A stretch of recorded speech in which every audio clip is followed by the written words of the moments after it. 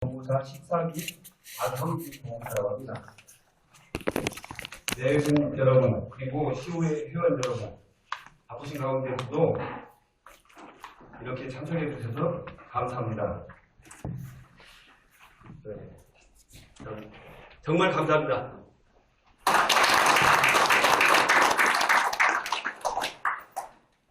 자, 우리 법무사들은 118년 역사를 통해 국민들의 법률, 국민들의 지지를 받는 법률 자격사로서 되기 위해서 많은 노력을 해왔습니다. 그리고 현재 국민의 재산권 보호와 사법 액세스권 보장을 통해서 실질적 법치주의를 실현하는데 일조를 담당해 왔다고 생각합니다. 이러한 법무사가 국민의 법률 생활에서는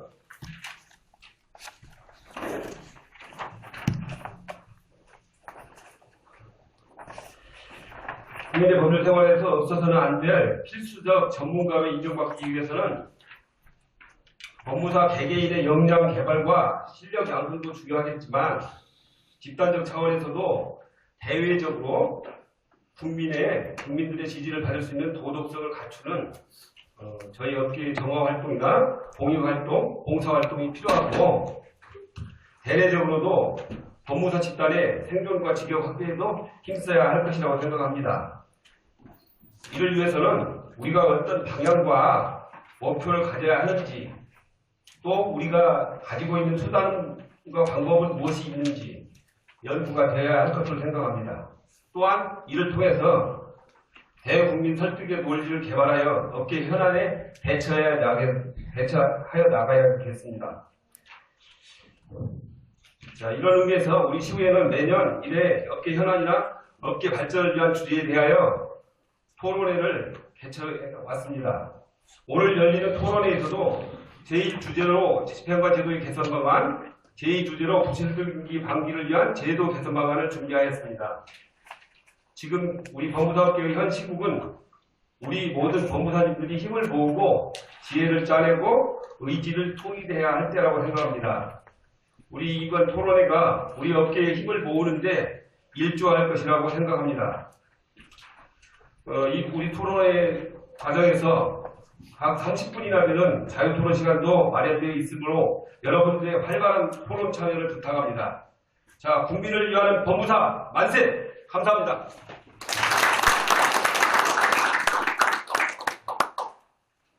네, 법무사 만세랍니다. 앞으로 지금까지의 117년, 118년의 역사를 자랑한 법무사가 앞으로 향후 118년, 1118년이 될 때까지 서민의 법률가로 계속적으로 남아있을 수 있는 그러한 여러 가지 방안들, 그리고 생활 속에서 녹아들어가는 그런 법무사가 될 수 있기를 희망합니다. 내린 소개를 해드리겠습니다. 지금 서울중앙협회에서 오신 분은 안 계시죠? 대한법무사협회에서 내려오신 분은 안 계시는데 대한법무사협회에서는 장소를 제공을 해주셨습니다. 박수 부탁드리겠습니다. 네, 그리고 서울중앙지방법무사회 노용성 회장님 오셨습니다.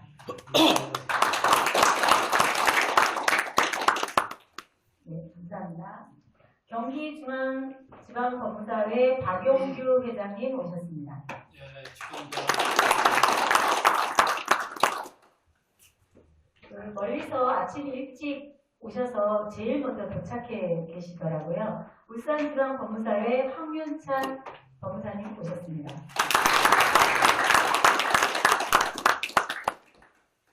예. 아침 일찍 첫 차를 놓치셔서 두 번째 차를 타고 오셨습니다. 부산지방법무사회 배정국 회장님 오셨습니다.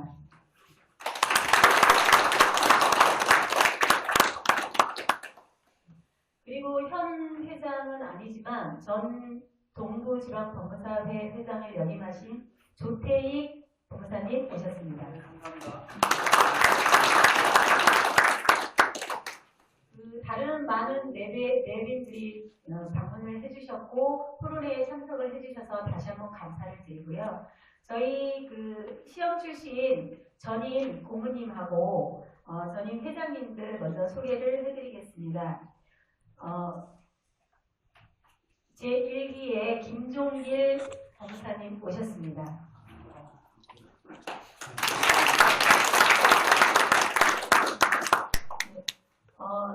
연로하심에도 불구하고 이렇게 먼 걸음 오셔서 후배들 한 명 한 명 불러서 따끔한 충고도 해주십니다. 감사합니다. 그리고 강동길 전 신임 전 회장님 오셨습니다.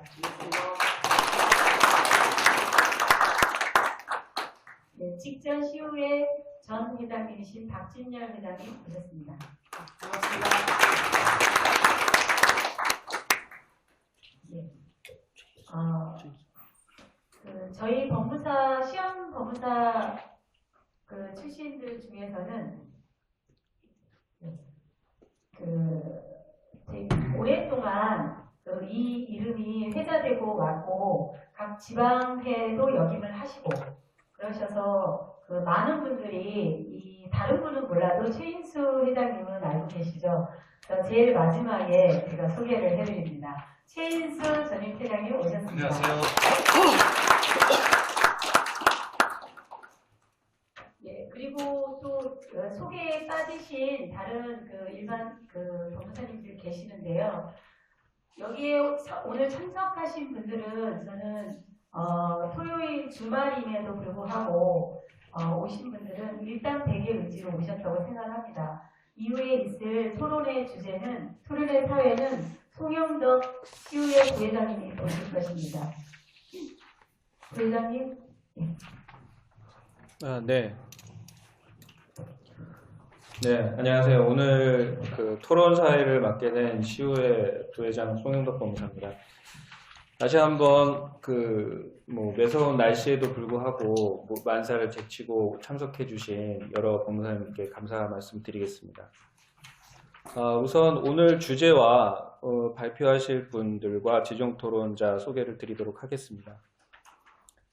첫 번째 주제는 여러분들 나눠드린 자료의 3페이지를 함께 봐주시기 바랍니다. 제1주제는 통계 분석을 통한 집행관 운영의 문제와 개선 방향입니다. 시우의 부회장을 맡고 계신 원종채 법무사님께서 발표하시겠습니다. 박수 한번 부탁드리겠습니다. 지정 토론자로는 서울고등법원에서 사무관으로 퇴직하시고 2007년도에 법무사로 개업을 하셔서 지금 현재는 서울중앙지방법무사의 미래위원장을 맡고 계신 이성준 법무사님께서 수고해 주시겠습니다. 네, 두 번째 주제는 부실등기의 재문제입니다. 부제로 제출사무원제도 및 전자등기를 중심으로라고 부제를 달아봤습니다. 발표자는 시우의 사무 1차장을 맡고 있는 유종희 법무사님입니다.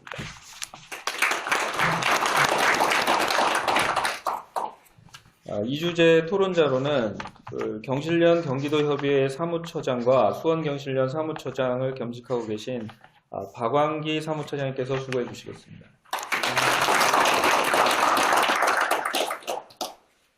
그러면 저희가 1주제에 대해서 50분에서 1시간 내에 발표자의 발표와 지정 토론, 그리고 여기 토론에 참여하신 분들의 객석에서의 질의와 답변 시간을 갖는 걸로 하고요. 15분 정도의 휴식 시간을 거친 후에 이 주제에 대해서 다시 한 2시간 정도에 걸쳐서 충분한 토론과 우리 참여자분들의 질의 응답 시간을 갖는 것으로 하겠습니다. 그러면 먼저 1주제부터 원종채 법무사님께서 발표해 주시겠습니다. 안녕하세요. 원종채 법무사입니다. 맨 처음에 집행관 제도 개선에 대해서 토론을 하자고 제의를 받았을 때 참 어려웠습니다. 왜냐하면 저 같은 경우에는 이제 법원 내에서 근무를 해본 적도 없고 사실 집행관 제도 자체에 대해서 정확하게 알고 있지 않았기 때문에 단지 제가 실무를 했었을 때 집행관 제도가 굉장히 저희 실무자 입장에서 보면 폐쇄적이고 운영 자체가 오픈되어 있지 않다. 그래서 문제가 많다는 걸 인식을 하고 있던 찰나였습니다. 그래서 이제 맨 처음에 그 토론회 받았을 때 고민을 좀 하다가 때마침 그 법원 공무원 노조에서 집행제도에 대해서 문제점이 있기 때문에 이걸 개선하고자 하는 연구 발제를 했습니다. 거기서 그 논문이 있기에 제가 그 논문을 주로 인용을 해서 한번 준비를 해봤습니다. 그래서 한번 제가 생각하고 있는 방향은 일단은 처음에는 집행관 제도 일반적인 개요를 본 다음에요. 그 다음에 집행관 제도 개선 연구과제 최종 보고서에 나와 있는 통계를 통해서 한번 문제점을 한번 보고 그 다음에 제가 생각하는 개선 방향을 의견을 내도록 하겠습니다. 이제 저희 사실 집행관 제도, 집행제도가 왜 굉장히 중요하냐면 아시는 대로 저희는 사적 집행을 할 수 없지 않습니까? 그러니까 최종적으로 집행제도를 통해서 사적인 권리 만족을 하게 되어 있는데요. 일반적으로는 이제 집행이 필요 없는 제도는 집행이 필요 없는 경우에는 뭐 큰 의미가 없겠지만 실질적으로 집행이 필요한 곳에서는 마지막 최후의 수단이 되는 겁니다. 그 수단 중에서 집행관 같은 경우는 제가 일반적으로 건물 명도나 유체동산 압류 거기에 최종적인 집행지가 됩니다. 근데 제가 실무를 해보면 이 건물 명도 같은 경우에는 뭐 실무를 많이 해보셨겠지만 선배님 후배님들 해보셨겠지만 건물 명도 같은 경우에는 저희들이 판결문을 가지고 집행관 사무소에 건물 명도 신청을 합니다. 그러면 실제적으로 집행관에 따라서 운영하는 방식이 다르고 그리고 집행관에 따라서 어떻게 수수료나 그런 부분 많이 달라지는 실무가 있습니다. 그래서 그런 부분을 좀 문제점을 지적하면서 제가 한번 보겠습니다. 책을 보면 일단 제가 현재 민사집행 제도는 권리 실현을 위한 공정한 절차로 운영되고 있는지 그 부분을 검토하려고 하고요. 그다음에 올바르게 운영되고 있지 않다는 것은 결국 그게 국민들한테 피해가 가고 있다. 그래서 그게 결국은 사법 불신으로 되고 있지 않은지 살펴볼 필요가 있다고 생각합니다. 그래서 먼저 간략하게 집행제도 개요를 보면 집행관 자격은 우리나라 집행관은 10년 이상 법원 주사부 또는 검찰 주사부 이상의 직에 있던 자 중에서 지방 법원장이 임명을 합니다. 여기에서 좀 이시훈 교수님도 지적을 하신 게 마약 수사직에 계신 분도 지금은 집행관에 임명할 수 있다고 되어 있거든요. 그래서 과연 전문직으로서 가능한지 그 부분을 조금 의문이 좀 있던 부분도 있고요. 그 다음에 잠시만요. 저희 10페이지를 보겠습니다. 뭐 간략한 개요니까요. 다 아시는 부분이실 건데 그냥 읽어보도록 하겠습니다. 집행관 제도의 실적법상 규정을 보면 집행관 자신에 대한 규정으로요. 단독제 사법기관입니다. 그래서 집행관은 자기의 판단과 책임하에 독립적으로 강제집행 권한을 행사하는 기관이며 법원 및 법관 단순한 보조기관이 아니다는 게 특징이었습니다. 그리고 특별지 공무원에 해당이 돼서 국가에서 봉급을 받는 공무원이 아니고 위임자의 수수료를 받아 이를 수입으로 하는 특별직이라는 것이 좀 특색이 있겠습니다. 그 다음에 보증금 납부 부분은 특별하지 않고요. 그 다음에 피고소 고발의 보고 의무가 있고 직무교육이 있습니다. 집행관은 대법원장의 명예에 의하여 법원 공무원 교육원에서 직무교육을 받는데 이는 집행관의 직무의 역량을 향상하기 위한 제도이라고 되어 있는데요. 실질적으로 이게 많은 교육이 이루어지지 않는 걸로 알고 있습니다. 그리고 제척이라는 있고 신분증 휴대용 특별한 건 없을 것 같고요. 일반적인 거라 그냥 넘어가겠습니다. 그 다음에 집행관의 직무 집행에 관한 규정이 있습니다. 그래서 위임 사무하고 의무적 사무로 지금 나누어져 있는데요. 여기에서 지금 문제가 된다기보다는 위임 사무에서 실질적으로 이제 집행관이 위임을 받은 거에 대해서 보수를 받게 되어 있습니다. 그렇다면 과연 위임받은 거에 따른 보수에서 정당한 보수를 받고 있는가? 그게 가장 오늘 핵심의 문제입니다. 그러니까 적당한 보수를 받고 있는가 여부가 첫 번째 쟁점이 되고 두 번째는 그 보수에 맞게 과연 집행관이 업무를 처리하고 있는가? 그게 가장 큰 쟁점일 것 같습니다. 그게 밑에 나와 있는 수수료비 체당금 관련된 내용이고요. 그 다음에 수세권이 있습니다. 수세권. 집행관은 집행을 하기 위하여 채무자의 주거 여부를 확인하고 판단할 권한이 있고 채무자의 주거, 창구와 기타 이렇게 수색할 권한이 있다고 하는데요. 이거는 이 규정을 둔 이유는 실질적으로 사측 집행을 막고 있으니까 권리 실현을 위해서 적극적인 집행을 하기 위한 제도인 거거든요. 근데 실무에서 보면 이 제도가 거의 사문화되어 있다고 보여지고 있어요. 지금 아시는 대로 국세 같은 경우에 체납이 될 때는 그쪽 국세 체납 공무원들은 적극적으로 어떤 저항권이나 수색권을 행사하는데, 저희가 실무에서 볼 때 우리 일반 사적 집행을 할 때는 이런 수색권이나 그런 부분을 거의 행사하지 않는 걸로 알고 있습니다. 그 다음에 저항 배제권은 뭐 국군을 먼저 청구할 수 있다 되어 있는데, 이것도 거의 뭐 그런 경우는 없는 것 같습니다. 실무에서 봤었을 때는요. 그 다음에 집행관 감독에 관한 규정, 이것도 일반적인 내용입니다. 감독 내용이고, 사무소 위임자 등 일반적인 내용입니다.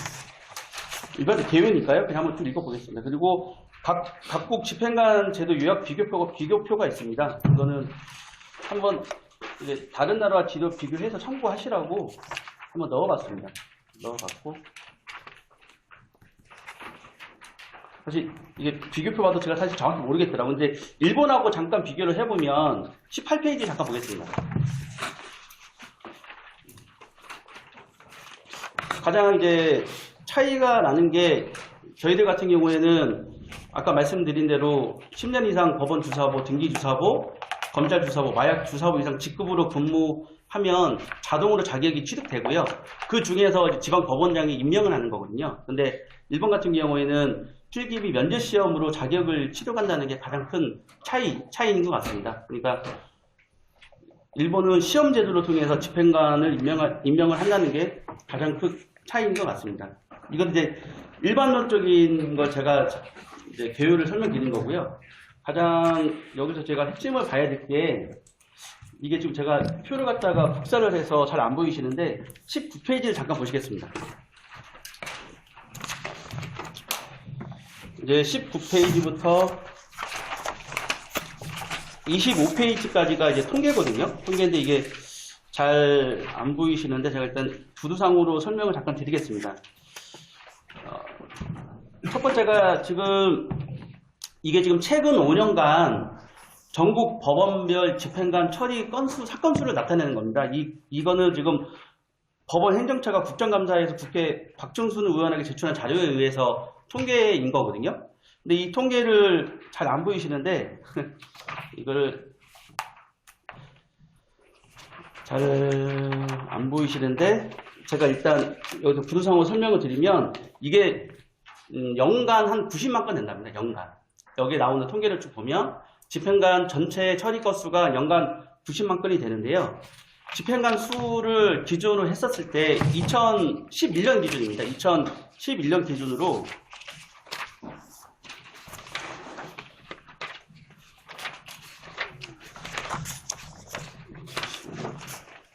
2011년 기준으로 집행관 수가 347명이었습니다.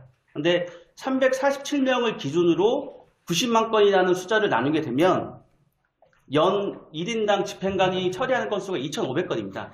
그러면 한 달에 처리하는 건수가 200건이거든요. 그럼 과연 집행관 1인이 한 달에 200건을 처리할 수 있는가? 이게 과연 가능한 일인가? 거기에 대해서 이 통계를 갖고 볼 때 의문이 드는 겁니다. 그러니까 실무적으로 보면 저희가 보통 법무사들도 일반 등기 사건을 처리해도 상당히 어려운 거거든요. 근데 집행이라는 것은 한 번에 끝나는 게 아니고, 지금 여기서 얘기하는 집행이라는 거는 몇 개월에 걸쳐서 끝나는 집행 건수를 얘기하는 건데, 그렇다면 실질적으로 누적되는 건수는 상당하다고 보여집니다. 그런 통계 자료가 여기서 볼 수 있고요. 그 다음에 나오는 통계 자료가 집행관 수수료입니다. 지금 집행관이 수수료가 정확하게 나온 통계는 없습니다. 이제 여기 통계가 없고, 근데 여기에 분석되어 있는 거 잠깐 제가 설명을 드리면, 이 통계표는 잘 좀 보이실 거예요. 통계표 잘 보이실 거니까 예를 들어서 한번 보겠습니다. 지금 21페이지에 나와 있는 2010년도하고 2011년도 집행관 수수료 현황은 국회 재경위에서 김재현 의원이 국세청에서 요구한 자료에 의해서 분석이 된 겁니다. 그 데이터를 기반으로 분석이 된 거를 한번 잠깐 보겠습니다. 그러면 다 볼 수는 없으니까요. 일단 여기서 의정부 지방법원 보겠습니다. 의정부 지방법원. 의정부 지방법원을 보시면 의정부 지방법원이 지금 2010년도에 보시면 수입이 그러니까 전체 수입이요. 이게 지금 부동산 경매 입찰 매각 수수료입니다. 매각 수수료고 그다음에 부동산 현황 조사 수수료를 기반으로 해서 전체 수입을 보면 2010년도에 45억 4,970만 정도 됩니다. 그러면 그 당시에 의정부 지방법원 집행관 수가 14명이었습니다.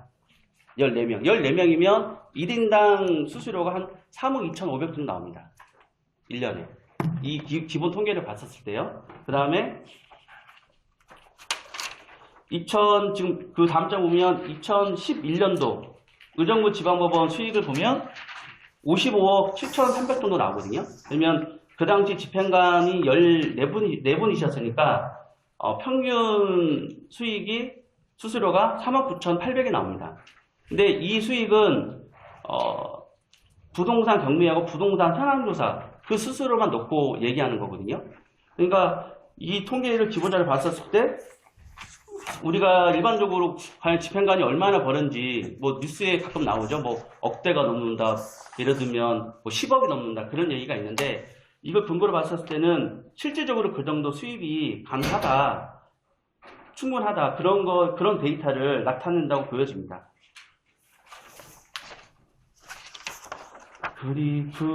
그래서 이 수수료를 볼 때 그런 부분이 소명이 된다고 보여지고요. 그 다음, 근데 지금 아까 23페이지에 보면, 23페이지 지금 앞에 건수는 부동산을 기준으로 한 건데, 집행관 직접 접수한 집행사건 건수도 어마어마하다는 겁니다. 그러면 이것까지 수익을 첨부하게 되면, 과연 그 집행관이 받는 수수료가 얼마인지 상상할 수 없다고 판단이 되어집니다. 근데 조금 더 구체적인 자료 데이터가 24페이지에 있습니다. 근데 이거는 세무서에 신고된 자료인데요. 여기에 보시면 이것도 이제 국회 요청에 의해서 국세청에서 정보를 제공한 자료인데 2010년부터 2011년도 국세청 지방청계열 집행관 소득신고 인원 및 수익금의 현황에 대한 거거든요. 여기에 보면 서울청 같은 경우에는 이제 평균적으로 그 인원수 대비 나누게 되면 한 1억 6,800이 나오고요. 중부청은 2억 7,800, 대전청은 3억 9,600, 부산청이 4억 3,200 이게 쭉 나오는데 평균으로 따지면 한 2억 정도 소득이 나오는 걸로 판단이 됩니다. 그래서 이 데이터를 봤었을 때 집행관 수수료가 우리가 생각한 것만큼 상당한 수수료를 받고 있다. 그렇기 때문에 지금 25페이지 잠깐 보겠습니다. 그렇기 때문에 지금 법원 내에서 지금 문제가 되고 있는 게 법원 일반직 공무원들이 그 일반직 공무원 역할을 맡는 역할을 고위직이 해줘야 되는데도 불구하고 고위직으로 가려고 하는 목적은 어떻게 보면 좀 너무 정확한 표현은 아닐 수도 있지만 집행관을 나가기 위해서 고위직에 오른다는 그런 웃지 못할 얘기도 있습니다. 그러니까 왜 그러냐면 지금 여기에 그 데이터를 보시면 최근 4년간 신규 임용자 최종 직급표를 분표를 보시면은요. 사급 이상이 거의 80% 90% 이상 차지하고 있습니다. 그리고 최종 직위를 보더라도 과장급, 국장급이 상당 부분 다 차지하고 있거든요. 그러니까 집행관 제도가 원래는 10년 이상 직에 있던 자가 임명이 되는 제도거든요. 근데 집행관 수수료가 그렇게 많다 보니까 고위직에 오른 자를 임명해주는 역할이 되다 보니까 실제로 법원 고위직 공무원 되시기 위해서 임명권자의 눈치를 볼 수밖에 없다. 그러니까 본연의 임무를 하는 게 아니고 좀 비하할 수도 있겠지만 고위직에 오르기 위해서 임명권자의 눈치를 볼 수밖에 없기 때문에 제도적으로 많은 문제점을 안고 있다는 것을 감접적으로 볼 수 있겠습니다. 그래서 지금 제가 이 통계를 보여드리는 거는 연관성 있게 집행관이 처리하는 건수와 집행관의 수수료, 그 다음에 집행관이 되기 위해서 임명되는 직급표를 봄으로 인해서 문제점을 한번 분석해보자고 분석을 해본 겁니다. 분석을 해본 거고요. 그리고 제가 이제 말씀드리고 싶은 거는 여기에 대한 개선책입니다.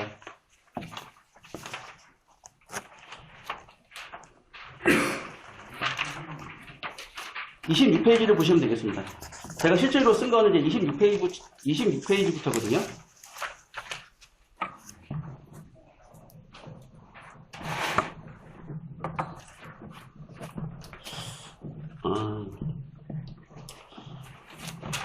집행관 제도를 개선하는 데 있어서 가장 근본적인 개선은 물론 이제 집행관을 임명하는 제도를 병행하는 게 가장 근본적인 개선이라고 생각합니다. 근데 집행관을 임명하는 제도 개선을 하기 위해서는 단기간 내에 될 수 있는 문제도 아니고 많은 토론과 많은 논의를 거쳐야 되는 부분이기 때문에 단기적으로 실현 가능성이 없다고 보여집니다. 그래서 근데 현행 지금 집행관 제도가 저희 실무에서 봤을 때 많은 문제점을 안고 있기 때문에 그렇다면 단기적으로 개선할 수 있는 게 무엇이 있는지 그 부분에 대해서 좀 고민을 해봤습니다. 물론 이제 가장 간단한 방법은 집행관 수를 이제 증가시키는 겁니다. 현행 집행관 수가요. 지금 잠시만요. 34페이지 보시면 현행 집행관 수가 432명입니다. 432명인데 이게 지금 집행관 수가 조금 늘었거든요. 좀 한 80명 정도 지금 늘어나게 됐는데요. 이 집행관 수가 늘어나게 된 이유가 제가 판단을 할 때는 대법원에서 집행관 제도가 문제점이 있기 때문에 이걸 개선하기 위해서 늘렸다는 측면보다는 지금 의정부나 인천이나 집행사건이 굉장히 많아지고 있기 때문에 그 한계에 도달했기 때문에 집행관 수를 늘린다고 보여지고요. 그 다음에 법원 공무원 노조에서 집행관 수를 좀 늘려달라는 요청이 있어서 자의가 아닌 타의에 의해서 늘렸다고 보여집니다. 그래서 실질적으로 집행관 수가 432명 가지고는 될 수 있는 수가 아니고 2배 이상으로 집행관 수를 1인당 집행관이 일반적으로 처리할 수 있는 사건이 100건도 저는 많다고 생각합니다. 100건도 많고 제가 판단할 때는 70건 정도 보여진다고 보면 지금보다는 2~3배 이상 집행관 수를 늘려주는 게 맞다고 보여집니다. 물론 대법원에서 집행관 수를 늘리지 않는 거에 대해서 제가 생각하는 입장에서 보면 지금 집행관이 받고 있는 어떤 안정적인 수수료를 유지해 주기 위한 것이 아닌가 그런 오해도 실질적으로 하고 있습니다. 집행관 수를 늘리게 되면 그 수수료가 반의 반으로 떨어지기 때문에 과연 지금처럼 집행관 인기가 없을 수도 있고요. 지금 제가 볼 때는 고위공직으로 나가신 분들 평균 연봉이 한 8천 정도 되신다 그래요. 8천 정도 되면 이분들이 이제 법원에서 계속 계시지 않고 집행관으로 나가시게 되면 한 5년 이상 기간을 손실을 보게 되거든요. 그럼 그 기간 손실 보는 게 한 4억 정도 됩니다. 58에 40을 하면. 근데 실질적으로 집행관 나가는 수익이 훨씬 많기 때문에 이분들이 나오시는 거거든요. 실질적으로 보면. 그렇다면 이분들이 오직 집행관에 매달리는 것보다 본인의 임무에 확연하게 하려면 그런 메리트를 줄일 수밖에 없고 그런 메리트를 줄일 수 있는 가장 손쉬운 방법은 집행관 수를 증가시키는 방법이라고 보여집니다. 그리고 실질적으로 집행관 수를 증가시킴으로써 집행관 1인이 사건 처리할 수 있는 수가 줄어들고 그에 따라서 그 사건에 집중할 수 있지 않냐. 아주 단순한 아닙니다. 그 다음에 생각한 게 직급별 집행관 임명수 배분하고 직급별 내부 시험입니다. 지금 같은 경우에는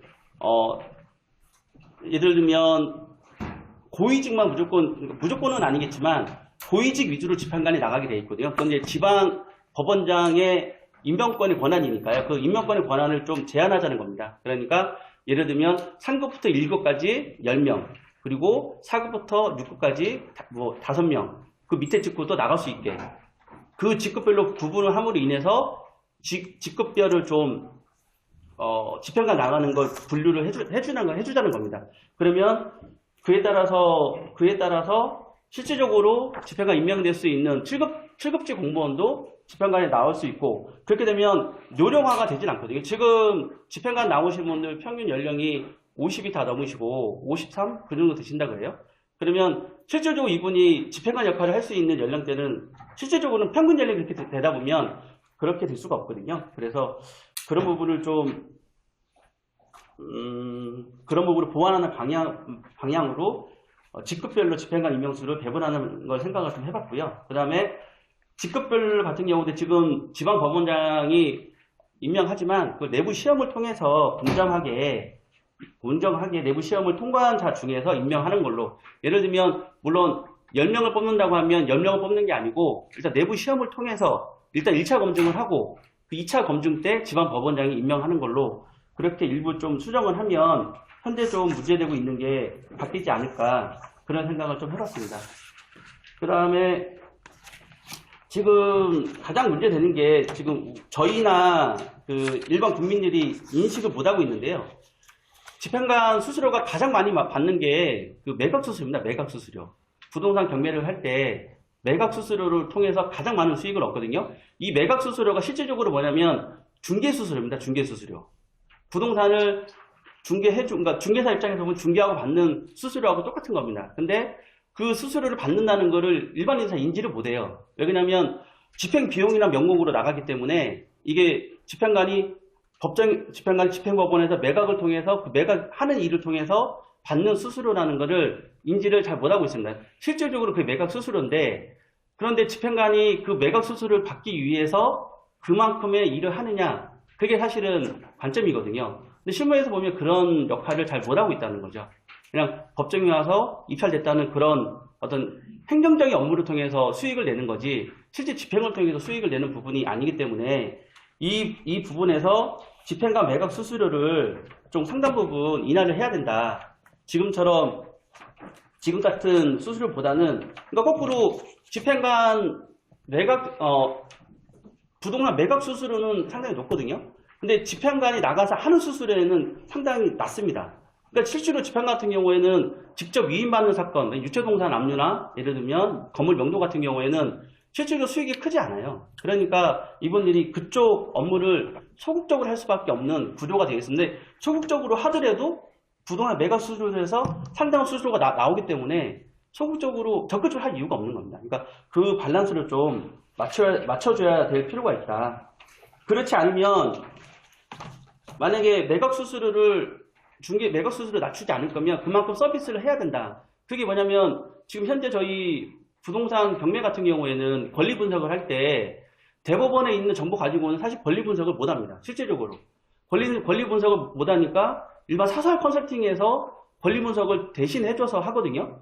근데 사설 컨설팅 같은 경우에는 어떤 권한이 없음에도 불구하고 저는 그런 정보 제공을 어떻게 하냐 그거죠. 근데 집행관들 같은 경우에는 형식적으로 진짜 예를 들면 우리 그 임대차 조서 같은 경우에 한번 나갔어요. 근데 임차인이 없어요. 그러면 그 안내문만 붙이고 돌아옵니다. 그래서 실질적으로 정보를 안 주는 경우가 실질적으로 많아요. 뭐 폐문부재다. 뭐 구체적으로 이분들이 임대차와 관련된 그 부동산 권리 관계에 관련된 정보를 제공함으로 인해서 부동산 매각 수수료를 받으면 상관이 없는데, 그런 역할은 제가 판단할 때는 상당 부분 하지 않는 걸로 보여집니다. 그런 부분이 있다 보면 만약 그 정도 수수료를 받으려면 실질적으로 부동산 권리 분석이 필요한 정보를 집행관의 권한이 있으니까 제공을 해줘야 된다. 그러니까 수수료를 인하를 하든지 아니면 그에 따른 서비스를 제공하는 게 우리 국민들을 위해서 개선이 돼야 된다. 그렇게 말씀드리고 싶고요. 그 다음에 28페이지 보시면 현재 집행관 같은 경우에는 지정을 할 수 있는 게 아니고 신청을 하면 지정이 되는 형식입니다. 근데 이제 집행이라는 건 사실은 이게 집행기관이지만 판단 기관은 아니잖아요. 그러니까 집행 기관이라는 거는 채권자의 권리 실현을 위해서 대신해주는 사람인 겁니다. 실질적으로는. 그러니까 채권자 입장에서는 내 권리를 실현을 누가 해줄 것인가, 이거는 굉장히 중요한 거거든요. 그러니까 제가 판단할 때 집행관이 10분이 계시면 나는 이 집행관한테 맡기고 싶다. 그게 열려 있어야 된다고 생각합니다. 그럼 나한테 소중한 권리니까요. 내가 내 권리 실현을 하는 데 있어서 어느 집행관이 집행을 하느냐는 저한테는 굉장히 중요한 문제입니다. 그거를 신청을 해서 자동으로 돌아가서 누구한테 맡겨지는 것보다는 채권자가 집행관을 지정을 해서 위임할 수 있는 방식은 어떤가, 그런 고민을 그런 걸 한번 고민해보는 것도 어떤가 생각했습니다. 물론 그렇게 되면 자동적으로 일부 집행관님은 사건을 못 받겠죠. 근데 그거는 이제 자유경제 체계에서는 있을 수 있는 충분히 받아들일 수 있는 그런 범위가 아닌가, 그런 부분을 좀 고민해봤고요. 그거와 동시에 보수제 도입을 한번 검토해보는 게 어떤가. 물론 이제 보수제 도입이라는 거는 도입으로 인해서 부작용도 상당히 많을 거라고 인지가 되는데, 지금 뭐 이제 실무부에서 아시겠지만, 그러니까 건물 명도 집행을 한다.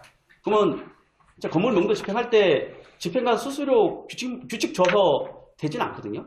이제 뭐 집행관 수수료 규칙 나와 있는 그 금액만큼 줘서 건물 명도 실제로 되지 않습니다. 실제로 그 이상의 돈이, 훨씬 많은 이상의 돈이 실제로 들어가고 있잖아요. 뭐 그거를 음성화되어 있는 어떤 그런 돈의 흐름을 양성화하자는 차원도 있습니다. 그래서 공식적으로 만약에 제가 만약에 예를 들어서 이 집행을 일주일이나 2주에 하고 싶어요. 예를 들면.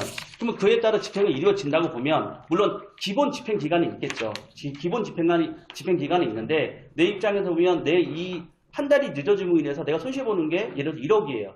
그러면 이 집행관한테 당신이 신속하게 집행을 해주면, 여기서 신속하게 집행을 해준다는 건 뭐냐면, 어떤 절차를 무시하거나 그런 게 아니고, 이분이 야간 집행을 하든 뭘 하든 자기가 가진 권한 내에서 최대한의 집행을 이루어지게 한다는 거죠.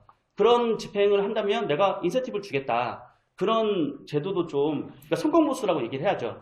이게 왜 저는 가능하다고 생각하냐면, 내 권리를 실현해주기 위한 제도인 거거든요, 이분이 물론 이제 공적 집행을 한다고 보지만, 실질적으로 사적 권리를 실현해주는 최종적인 분이기 때문에, 내 입장에서 보면 충분히 내가 그만큼 부담을 하고도 당신한테 집행을 맡길 수 있다. 그런 부분도 좀 생각을 한번 해봤으면 좋겠습니다. 물론 이제 상당한 문제점도 있겠죠. 근데 한번 고민을 한번 해보는 것도 괜찮다고 보여지고요. 그 다음에 현행 집행관 임기가 4년 단독인데요. 우수한 집행관은 계속 집행을 한 번 더 연임할 수 있도록, 그러니까 연임제를 두는데, 그거를 평가에 의해서 한 전체 집행관 내 중에 한 10% 정도.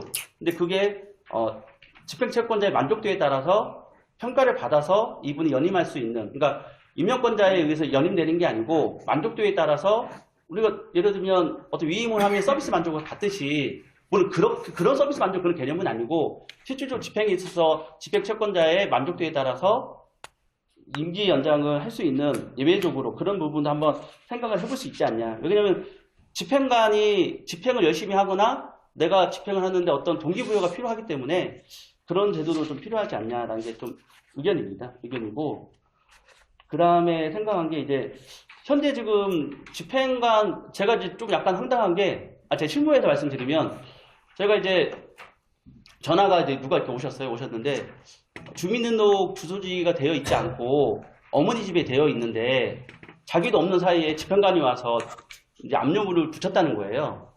이제 자기 어머니 집에 있는, 자기 어머니 집인데, 본인도 없는데, 어머니도 없으신데, 집행관이 와서 압류딱지를 붙였다고 얘기를 하시길래, 저는 그거 상상을 못하는 일이거든요. 왜냐면 제가 만약에 집행을 부탁했다면 집행관님이 일단 주민등록 초본을 띄우라고 할 것이고, 그 초본에서 주소가 없으면 이게 왜 이 사람이 여기 점호하고 있다는 자료를 가져오라고 얘기를 하시거든요. 근데 그런 자료도 없이 압류를 붙였다고 하길래, 이게 과연 가능한가. 근데 이미 집행관께서 붙여버리면 그 다음은 이 일을 통해서 할 수밖에 없는 거거든요. 이미 붙여버렸으니까.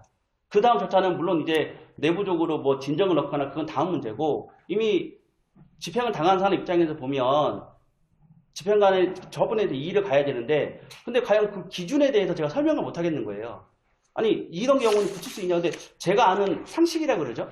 상식적인 차원에서는 집행관님이 그 집행을 할 수 없는데 뭐 다른 이유가 있지 않겠냐. 근데 다른 이유를 찾아볼래야 찾아볼 수 없는 그런 경우도 있었고, 어느 경우는 이제 압류를 하러 갔습니다. 압류를 하러 갔는데 아무도 없는 거예요. 아무도 없으니까 집행관님이 오늘은 아무도 없네요. 다음에 하죠.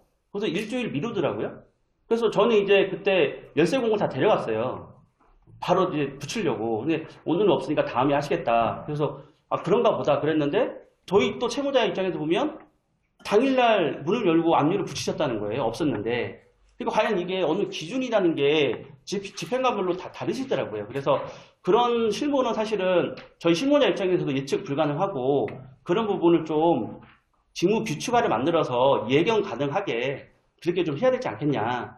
그런 부분입니다. 그런 예를 들면 송달 같은 경우도 그렇죠. 집행관 송달을 신청을 하면 이제 어느 경우에는 다음날 바로 되고, 어느 경우에는 3일 정도 후에 되고, 그런 부분이 물론 재량이 있겠지만 어느 정도 우리가 예측 가능한 걸로 좀 처리를 해야 되지 않겠냐. 그런 부분입니다. 그리고 그걸 좀 직무 규칙화함으로 인해서 실무적으로 예측 가능하게 만들자. 그런 부분이고요. 그 다음에 가장 문제가 나는 게 이제 아까 계속 뭐 건물명도 뭐 하지만 외부 업무 보조자, 우리가 쉽게 얘기하면 이제 뭐 건물을 드러내는 인력불이나 아니면 그 물건을 보관하는 보관소, 그런 부분에 있어서 좀 공정하지 못한 그런 부분이 있는 것 같습니다. 실무에서는. 그래서 외부 업무 보조자를 공개적으로 선정하는 부분, 그 부분을 좀 대부분에서 법원 행정처에서 좀 해야 될 것 같고요. 그다음에 비용입니다. 비용. 저희들이 비용을 산출할 때 집행관 사무소에서 내면 집행관 사무소 팩스로 들어오거든요.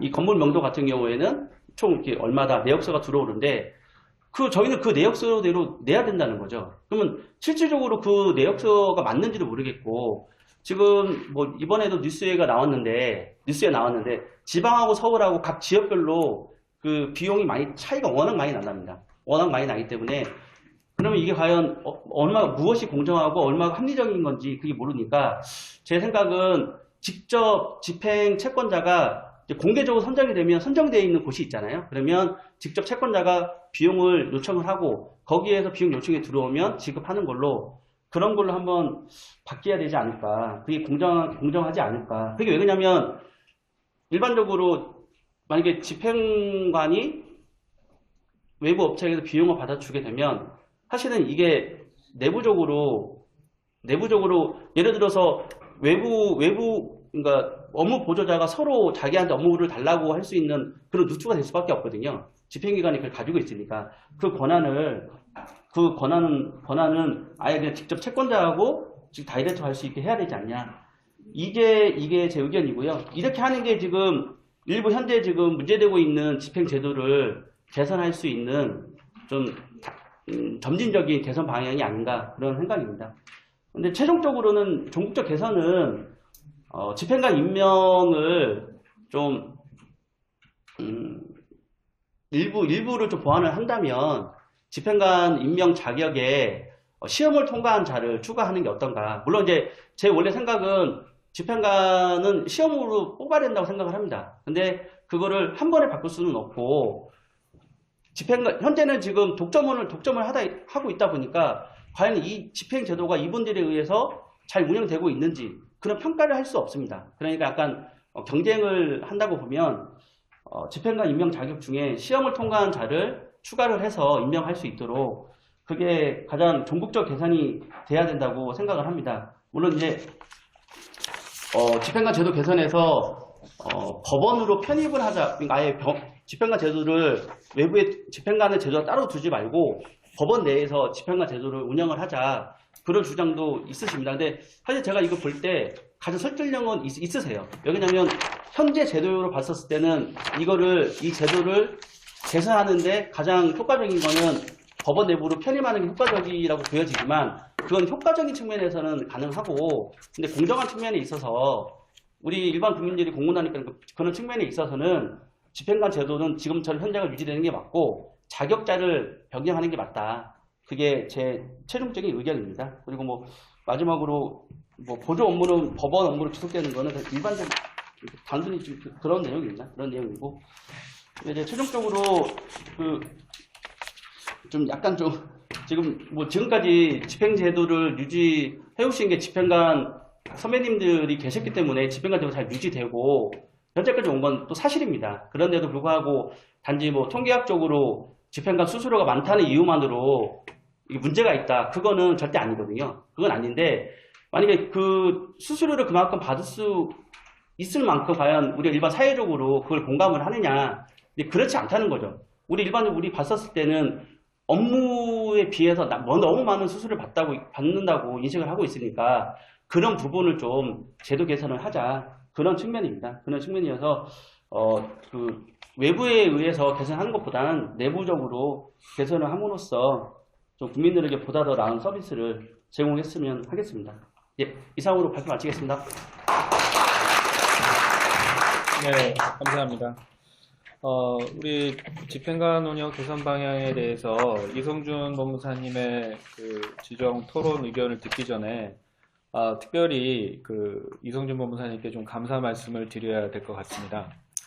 어떤 측면이냐면은 저희가 이제 이 집행관 제도 개선 방향에 대해서 그 발표를 준비하면서 지정 토론자로 저희 법무사님들 중에 이제 집행관 출신 분들이 많기 때문에 이제 집행관 출신의 이제 법무사님을 토론자로 다방면으로 이제 요청하고 구했지만 한 분의 법무사님도 나서지 않으셨습니다. 다양한 이유로. 네, 입장이 참 곤란하신 거죠. 이제 본인들이 이제 집행관으로서 혜택을 누리고 나오셨는데 그 개선 방향에 대해서 이제 토론을 하신다는 게 굉장히 좀 부담스러우셨던 것 같습니다. 네, 그런 그 어려운 어떤 요청이었음에도 불구하고 그 우리 법원 출신이신 이성준 법무사님께서 그 전직 이제 집행관 출신 뭐 법무사님 그리고 또 현재 집행관으로 계신 분들 한 10여 명 이상을 인터뷰하셔서 의견을 취합해서 이렇게 지정 토론 논문을 만들어 주셨습니다. 좀 큰 박수로 의견을 듣겠습니다.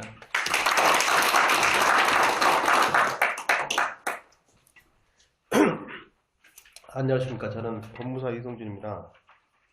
제가 전에 그 법무사 보수 문제로 해가지고 지정 토론자로 한번 이남철 법무사님과 함께 한 적이 벌써 한 2년 넘을 것 같은데요. 그 후로 제가 또 이렇게 지정 토론자로 나오게 됐는데요. 저는 이제 우리 그 원종채 법무사님 그 부탁과 또 우리 김종현 부회장님이 전화 와가지고 다른 분들이 열분들이 조차 안 나선다고 저보다가 부탁을 우리 금방 사회자님 말씀처럼 그렇게 하시더라고요. 그래서 저는 사실 법원에 있다 나왔지만은 집행관에 대해서도 정확하게 잘 모릅니다. 사실은 모르지만은 또 주변에서 들었던 얘기들과 또 제가 업무를 하다가 또 경험했던 여러 가지 사항들을 다 종합을 해서 저 나름대로 이렇게 막 바쁜 중에 부랴부랴 쓰다 보니까 좀 내용으로 상당히 부실합니다. 여러분들 좀 이해해 주시고, 다만 이제 저는 금방 우리 원종채 법무사님이 뭐 구체적인 자료를 가지고 다 설명을 하셨기 때문에 거기에 대해서 제가 보충하는 정도로 말씀을 드리겠습니다. 먼저 결론은 그런 것 같아요. 제가 이제 이 의견을 이 글을 쓰기 전에 그 우연하게 그 이 책이 저기죠. 네. 김종호 책임연구원 이 책을 쓰신 분이 누구냐면요. 그 법원에 있다 나간 김종호 교수라고 있어요. 근데 법원에 있다가 뭐 저기 미국에서 박사학위까지 받아와가지고 호서대학교 법학 교수로 있는데 그 법원 노조의 요청으로 해가지고 용역을 맡아서 집행관 제도에 대해서 연구를 한 보고서를 논문을 발표했습니다. 작년에요. 작년에 아마 이걸 발표를 해가지고 법원 내부에서 엄청난 파장을 일으켰습니다. 그래서 이로 인해 가지고 뭐 제가 한 1시간 넘게 잘 알기 때문에 통화를 해봤는데요. 그 교수 얘기는 뭐라냐면 상당히 자기 또 압력을 많이 받았답니다. 왜냐하면 앞으로 집행관을 나오실 분들한테 야, 집행관제도 이렇게 노골적으로 다 이렇게 폭로해 놓으면 내가 집행관 어떻게 해먹냐, 너 때문에 못 해먹을 수도 있다, 이런 막 심지어는 그런 말도 나왔고, 또 자기는 이제 사실에 입각해서 모든 걸 통계 자료와 교수란 사람이 그냥 자기가 추측만으로 쓸 수는 없잖아, 이 논문을. 그래서 국회에 보고된 자료라든가 국세청에 제출된 자료, 그런 것을 근거로 해서 이 보고서를, 논문을 작성했답니다. 그래서 그 법원 노조에다가 제출해 줬는데, 법원 노조에서는 거기에 이제 이걸 문제 삼아 가지고 코트넷망에다가 아주 공개적으로 이제 올린 거죠. 심지어는 이제 저는 이제 이미 나온 자료이기 때문에 뭐 숨길 것도 없지만은, 해남지원 같은 경우는 2010년도에 김종우 교수가 그러더라고요, 저한테.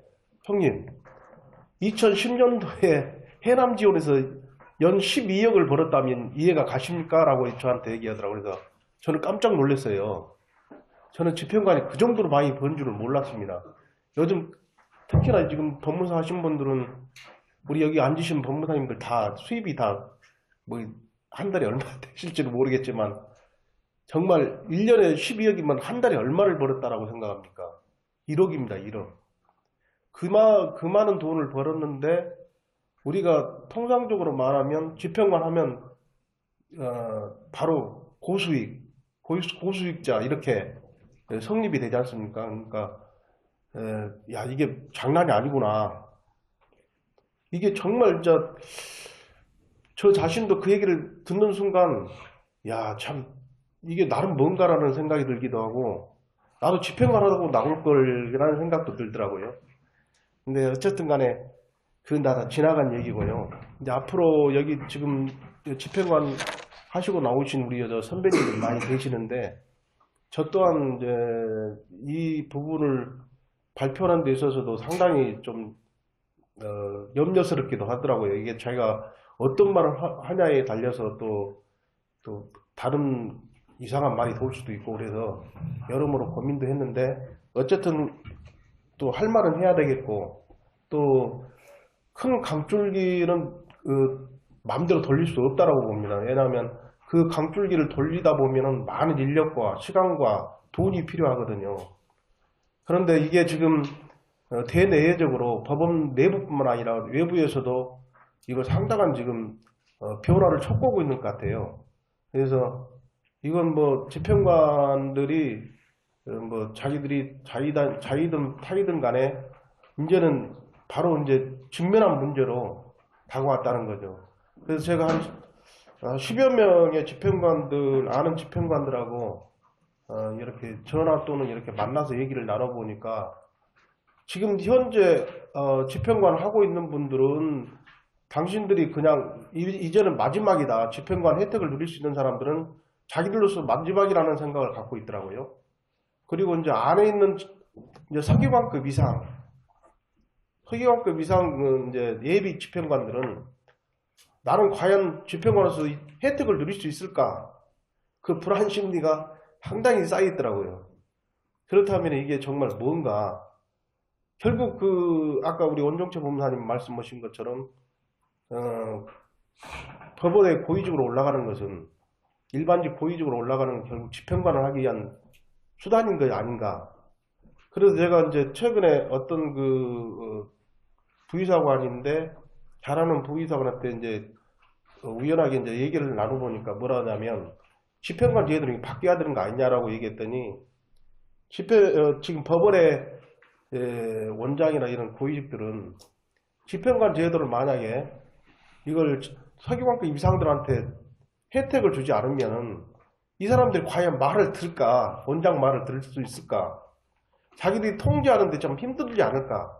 이런 염려스러운 얘기를 한답니다. 그러니 이제 이게 정말 바뀌기가 쉽지 않겠다. 뭐 법원장이고 대법원에서 몰라서 이걸 못 바꾸는 게 아니고요.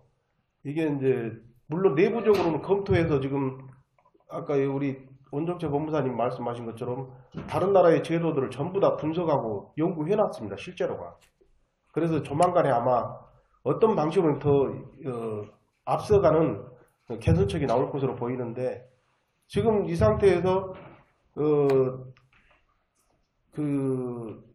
그렇지 않겠습니까? 어떤 책임관계 이상들한테 어떤 혜택을 줘야만이 그 사람들도 뭔가 열심히 하고 또 어떤 지시에도 순종하고 그러지 않겠어요? 그러니까 그런 게 아무래도 맞물려 있지 않을까라는 그런 의구심도 갖더라고요.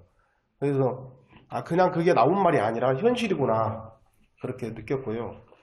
그래서 이제 결국 집행관들은 뭐 이미 다 설명하셨지만은 고수익입니다. 고수익이 문제이기 되기 때문에 이게 어떻게든지 이제 개선은 돼야 된다라고 지금 다들 생각하고 있고, 법원 노조에서는 지금 원래는 12월 23일인가 작년 시한을 두고 대법원에서 이런 집행관 제도를 개선하지 않으면 자기가 언론에다 폭로를 하겠다, 뭐 수익 문제에 대해서 전부 다 폭로를 하겠다라 해가지고 압박을 가했다가 다시 1월달 아마 또 연기를 했던 것 같아요. 그래서 제가 그 대법원에 있는 집행관 담당 주재균 사무관 한번 점심 식사를 한 적이 있는데, 이거 어떻게 보냐 그랬더니, 그것은 이제 집행관 제도를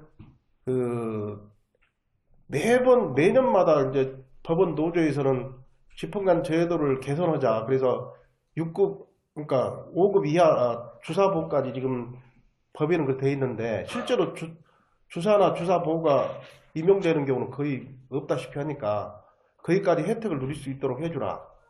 그렇게 하다 보니까 올해는 집행관 한 50명 정도를 더 늘렸다고 합니다. 그래서 심지어는 서기관급 이상이 경쟁률이 5대1이었다는 얘기도 들리고요. 그래서 서기관 된 지 5년 된 사람도 전에 같으면은 집행을 할 수가 있는데, 워낙 경쟁이 심하다 보니까 탈락이 되는 그런 기현상이 벌어지고요.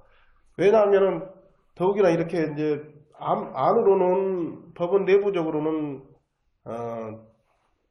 법원 노조에서 개혁해라고 난리고, 바깥으로는 관피하다 뭐다 해서 지금 굉장히 압박을 가하고 있고, 그러다 보니까 이걸 어떤 방향으로든지 빨리 개선을 해야 되는데, 이제 사실 법원 서기관급 이상으로 올라간 사람들은 대부분이 아까 말씀하신 것처럼 집행관이라도 바라보고 그러거든요. 실제로가.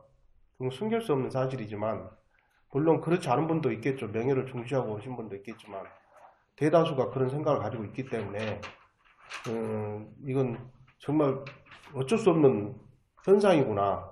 그렇지만은 어떤 방식으로든지는 우리가 원치 않든 원하든 간에 바뀌게 돼 있습니다. 그리고 대법원도 이미 이 문제에 대해서 상당한 연구가 다 이루어졌고, 또 시기만 지금 조절하고 있을 뿐이고, 그 다음에 이제 전자입찰 제도가 거의 다 이제 다 프로그램도 다 완성된 단계에 있고, 전자입찰 제도로 가게 되면 어떤 문제가 생기냐면요.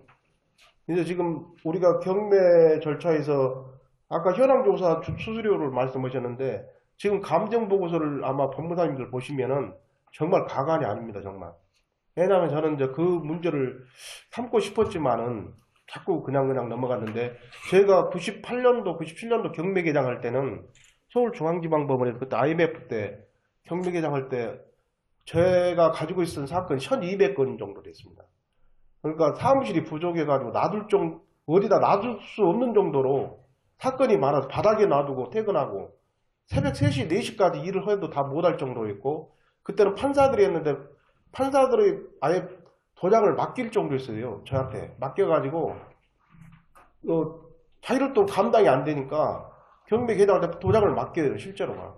그래가지고 아니 특별한 거 아니면은 자기들도 일도 많고 그러니까 간섭을 안 합니다. 그래서 거의 경매 개장이 판사이다시피 하고 그렇게 일을 해왔습니다. 근데 그때 당시만 하더라도 그렇게 이제 현황 조사를 잘못해오거나 임대차 조사를 잘못해오면은 다시 보정을 내리고 그랬는데, 근래에 와서는 물가 상승도 있겠지만은 지금 원시적인 방법으로 모든 걸 하다 보니까 가장 변화가 안 되는 데가 이게 집행관 사무실의 운영 방식이에요. 어떻게 보면 이게 아날로그 방식이고 디지털이라고는 조금밖에 안 들어가 있는 그런 상황이다 보니까 이게 어떻게 보면 상당히 밀폐되어 있고 은폐되어 있는 상태에서 수익을 올릴 수밖에 없는 그런 구조다. 그러니까 이게 만약에 모든 게 전산화가 되고 디지털화가 되면은 이런 것들이 노출되니까 쉽지가 않겠죠. 아까 말씀하신 대로 뭐 창고 보관료도 옛날에 법률신문에도 뭐 지적했지만 각 법원마다 소속 그 집행관 사무실마다 창고 보관료가 상당히 차이가 많이 납니다. 그러면 그때마다 저도 이제 저는 이제 경매도 좀 하고 있지만은 그 창고 보관료 때문에 의뢰인하고도 좀 설득하는 데 상당히 애를 먹는 경우도 있고, 어디는 얼마인데 이거 너무 많지 않느냐. 그리고 그 사람들은 또 집행관 분들이 그런 게 아니라 그 밑에 과장이나 계장이라는 사람들이 있어요. 근데 그 사람들이 대두수 이제 뭐냐면 상당히 경험이 많다 보니까 그 집행관님들은 이제 임기가 4년이다 보니까 그 임기만 채우면 나가는 게 되지 않습니까? 그러다 보니까 그 별로 신경을 안 쓴 경우가 많아요. 그러다 보니까 이 사람들이 주도가 돼가지고 그 모든 것을 결정을 하다시피 하다 보니까 좀 문제가 있는 것 같아요. 그래서 그 사람들이 임의적으로 이렇게 막 들쭉날쭉 창고 보관료를 막 정하는 경우도 있고, 그래서 모른 채 그냥 넘어가는 경우도 있고, 왜냐하면 일을 순조롭게 하기 위해서는 어쩔 수 없는 경우도 많더라고요. 그래서 저는 이제 그런 부분에 있어서는 참 이게 빨리 전산화가 되면은 이게 그 집행관 수수료도 낮출 수 있는 계기가 되지 않을까. 근데 사실 현황조사 수수료는 그렇게 많은 돈을 차지하지 않습니다. 63,600원인가 밖에 안 되는데, 문제는 이제 그 매각 수수료, 아까 말씀하신 대로 부동산 중개 역할을 할 수 있는 그런 정도의 입찰법정에서 매각하는 그런 행위밖에 안 하는데 왜 이렇게 수수료가 많냐. 보통 여러분들도 이제 그 부동산 경매, 임의경매 신청이라든가 강경매 신청할 때 그 의뢰인들한테 돈을 받기 위해서 그 매각 수수료라든가 법원 보관금 받지 않습니까? 받다 보면은 왜 이렇게 입찰 매각 수수료가 많은가라고 많이 느낄 거예요. 근데 그거에 이제 상당한 그 집행관들의 수익으로 연결되는 것이죠, 그게. 그래서 그건 이제 전자입찰 제도로 가게 되면 이제는 그런 과거에 어떤 누렸던 혜택이 많이 감소되지 않을까. 우리가 이렇게 지금 고민하고 있는 것 있지만은 과연 이제 현직에 있는 법원이나 검찰에 있는 서기관급 이상 내지는 부의사관급 이상들이 그분들이 선뜻 집행관을 지원할 수 있을까라는 그것도 의문도 있습니다. 이제 저는 그 정도 얘기하시고, 그 다음에 이제 저는 이제 주로 제 원정채 법무사님이 이미 다 그 구체적인 뭐 저기 자료는 다 얘기하셔서 저는 그 사실관계에서도 실무적인 측면에서 말씀드리고, 제가 이제 이제 강제집행 과정에서 현행 지금 그럼 집행관들이 잘못 오고 있냐, 그것도 아닙니다. 사실은 그분들이 집행관분들이 대다수 나이가 50대 중후반이고, 그리고 이제 뭐 나이로 보나 그 다음에 법원에서 검찰에서 경력으로 보나 상당한 이제 그 노하우가 쌓이는 분들 아닙니까? 그런데 그분들이 이제 나와가지고 저는 처음에 이제 경매를 담당할 때는 채무자들이 참 나쁜 놈들 아닌가, 아니 채권자들이 참 나쁜 놈 아닌가 이렇게 생각했거든요. 근데 실제로 채무자들이 더 나쁜 사람들이 많더라고요, 보니까. 왜냐하면 그 채권자 입장에서는 돈을 자기가 없는 돈 있는 돈 뭐 다 모아가지고 저축해 놓은 돈을 갖다가 일거에 날린 경우가 많지 않습니까? 믿고 빌려주고 돈을 줬는데 이 사람이 뭐 고의적으로 빼돌린다든가 뭐 강제집행을 면하기 위해서 뭐 다른 방도를 취한다든가 그러면 채권자 입장에서는 얼마나 열이 받겠습니까? 그런 입장을 보면은 이게 참 채무자가 나쁜 사람이라는 걸 많이 느꼈어요. 그래서 제가 이제 작년에 그 수원지방법원 집행관한테 의뢰를 해서 그 유치동산 가압류를 한 적이 있는데, 자동차 부품 회사인데 그걸 그 전무 홍보다시피 제가 이제 그게 자동차 그 부품 회사인데 수출업체인데 창고가 거의 한 500평 이상 되는 그런 규모더라고요. 근데 그 규모를 가압류 집행을 하는데 밤 10시까지 했습니다. 아침 8시에 제가 가가지고 집행관 두 분이 나와가지고 강제 집행을 하는데 그 만약에 이제 집행관이 나이가 좀 적거나 경험이 좀 부족한 분 같았으면 그 채무자들이 현장에 나가면 아마 경험해 보시겠지만은 채무자들이 막 굉장히 한걸합니다. 특히 수원 쪽 같은 경우는 그 집행 채무자들이 악에 바치는 사람이 많아요. 그리고 또 공장 운영했던 사람들이 일거에 자기가 망하다 보니까 뭐 물불을 안 가린 경우가 많더라고요. 그래서 그런 사람들이 이제 뭐 집행관한테 뭐 심지어는 욕까지도 하고 뭐 경찰을 막 부른 경우도 저도 몇 번 보고 제가 서울중앙지방법무사에 근무를 낙찰받을 때도 경찰 2번이나 불렀습니다. 그때도. 그래서 이제 결국은 명도 집행을 했지만은 그런 상황에서 그런 어떤 위험적인 측면에서 잘 대처할 수 있는 분들은 역시 그래도 나이 드신 경험을 갖고 또 여러 가지 법원에서 다방면으로 법적으로 이렇게 경험을 쌓으신 분들이 잘 대처도 하구나 그런 걸 느꼈고 또 채무자가 바라보는 입장에서는 또 젊은 사람보다는 좀 나이 먹은 사람들이 와서 이렇게 설득을 하고 또 저기 하면은 어느 정도 이해를 하고 또 넘어가고 이런 경우를 제가 봤습니다. 그래서 굳이 꼭 이게 지금 보수 문제에서가 문제이지 수익이 너무 많다는 거에 좀 문제가 있을 뿐이 사실 업무 처리하는 데서는 크게 그 문제는 없는 것 같아요. 제가 봤을 때는. 근데 이제 어차피 이것은 이제 바뀌기는 바뀌어야 돼요. 바뀌더라도 가급적 우리 법무사들한테 어떤 이익이 가는 쪽으로 바뀌어야죠. 그러지 않습니까? 우리는 법무사이기 때문에 또 돈을 벌어야 되지 않습니까? 그러니까 우리 법무사들한테 집행관 제도가 어떤 개선이 되면 법무사들한테 어떤 이익을 가져다 줄 것인가 거기다 초점을 맞춰서 이걸 또 연구하고 앞으로 또 우리도 개선안을 제출하고 이렇게 해서 대법원 하여금 우리 의견도 반영될 수 있도록 그렇게 했으면 합니다. 그리고 이제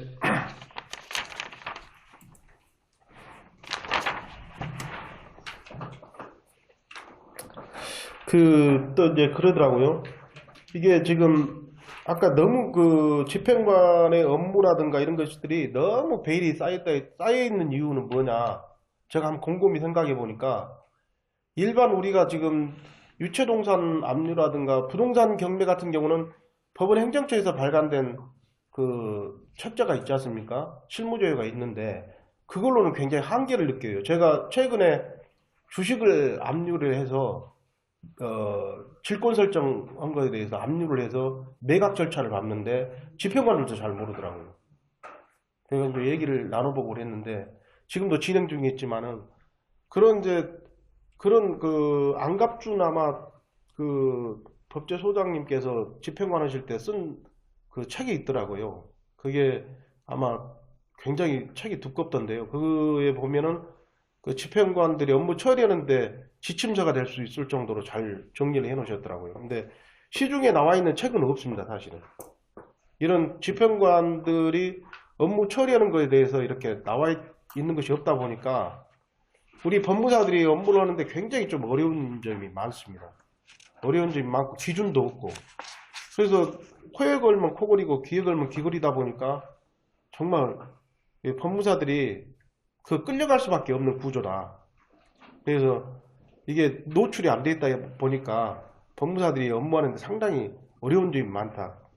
그래서 이런 것들도 다 감안을 해서 우리가 집행관 제도가 개선되는 방향으로 법무사들 의견도 포함이 돼야 된다고 저는 생각합니다. 그리고 제가 아까 원종채 법무사님께서 말씀하신 것 중에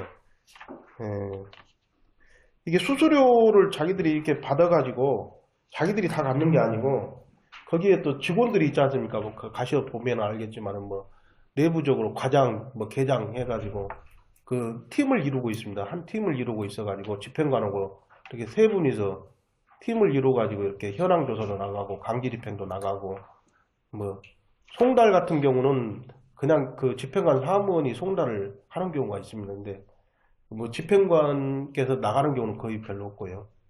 근데 이런 거 이제 그분들이 또 봉급을 줘야 하지 않습니까? 그러니까 이게 아마 이거 통계 자료에 나온 것은 아마 그런 걸 뺀 나머지 그러니까 빼지 않고 그냥 수입만을 발표한 거 아닌가라는 생각이 들고요. 어쨌든 간에 빼든 넣든 간에 우리가 보기에는 상당한 수익을 올리고 있다는 것은 사실이죠. 그건 부인할 수 없는 사실이고요. 그런 부분에 대해서는 결국은 바뀌어야 된다. 예.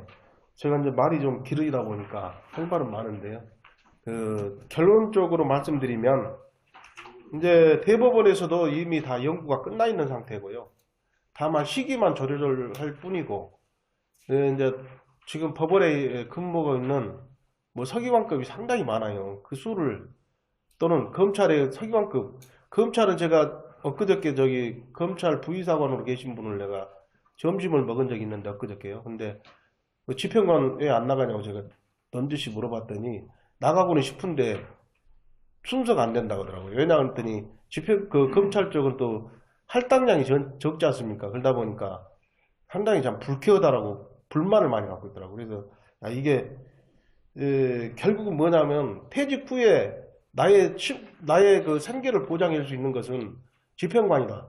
그리고 지금 집행관들이 거의 나와가지고 거의 법무사 안 합니다. 지금 법무사 하신 분들은 거의 10% 내지 20%도 안 돼요. 옛날 같았으면은 지금 몇 선배님들 계시지만은 다 지금 법무사 하고 계시잖아요. 근데 지금이 와서는 법무사 얻기가 너무 힘들다 보니까 이제 집행관으로 나오시면 그 소득으로 그냥 살려고 하는 그런 이제 마음을 갖고들 있는 것 같아요. 그래서 결론적으로 말씀드리면 집행관 제도는 개선돼야 되는데 어떤 방향으로 개선되느냐가 이제 중요하겠죠. 근데 제가 원종재 법무사님이 연구해 놓은 거 보니까 이게 독일 방식으로 지금 법원은 상당히 그쪽으로 많이 접근해 있는 거 아닌가 얘기를 들어보면 그렇습니다. 그러니까 독일 방식을 많이 가미시켜 가지고 이게 집행관 제도가 조만간에 바뀌지 않을까라고 지금 저는 예단해 봅니다. 그러니까 여러분들께서도 오늘 제가 이렇게 도움이 됐는지 모르겠지만 결과적으로 우리 법무사들한테 이익이 가는 그런 집행관 제도가 개선돼야 된다. 그렇지 않으면 뭐 제도가 바뀌면 뭐합니까? 법무사한테 이익도 없는데.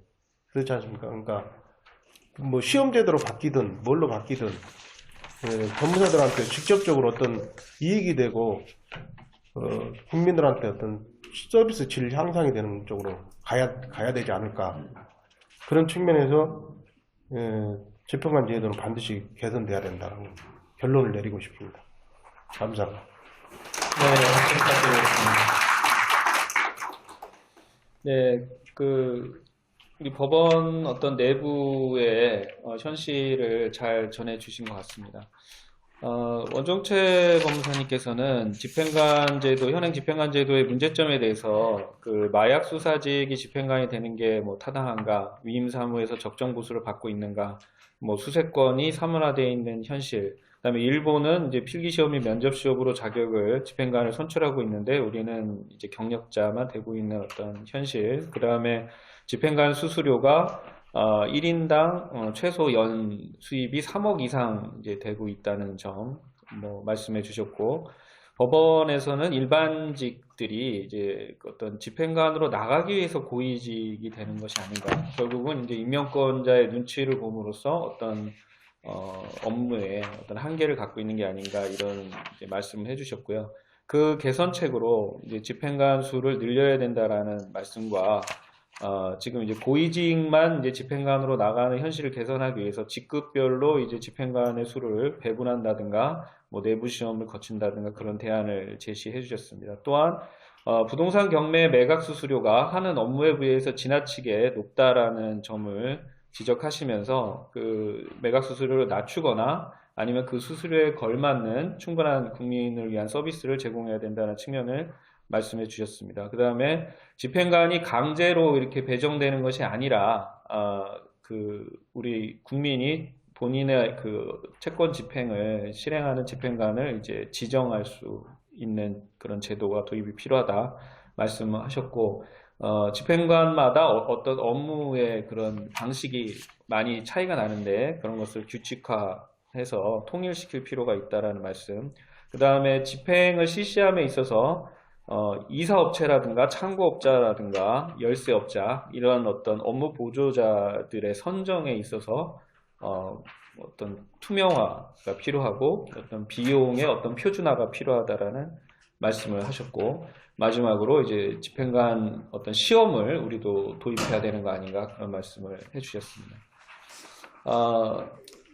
이러한 어떤 발표자의 그 발표와 이제 지정 토론자의 토론이 있었는데요. 지금 이제 우리 객석에 참여해주신 많은 법무사님들이 계십니다. 이 중에서 이제 집행관을 이제 하시고 나오신 분들도 여러분 계시기 때문에 좋은 의견이 나올 수 있을 거라고 생각을 하는데요. 의견 주실 분은 거수해 주시면은 마이크를 드리도록 하겠습니다. 네, 먼저 김종현 서울중앙회 부회장님 말씀해 주시죠.